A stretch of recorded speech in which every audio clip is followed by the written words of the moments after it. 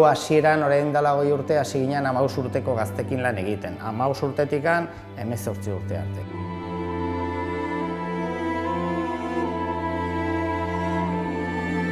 Urtea pasala 15 urte horiek jetxi egin dira.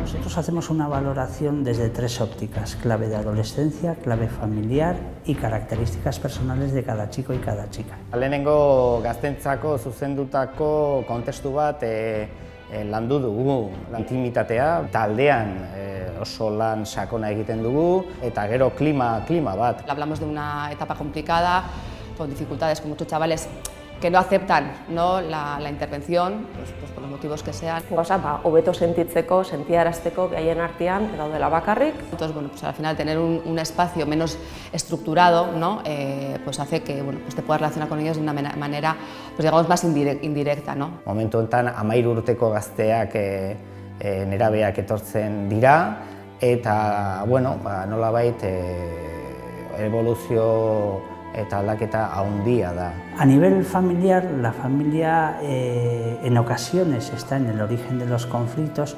y siempre está en la solución de los conflictos.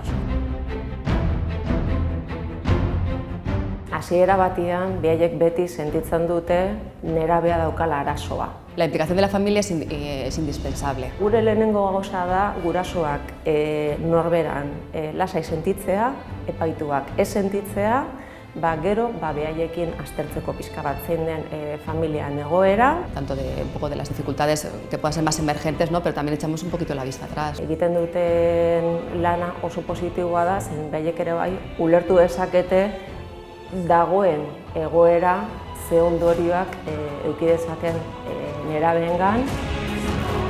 Guretzat oso sari hunkigarria izan da, zete, bueno, gertuko saria da, ez, hirian gaude kokatua, 20 urte damazkigu, izan fundazioari esker hemen gaude, eta, bueno, donostiarrei beti eskaintzen diegu gure eskua, gure laguntza.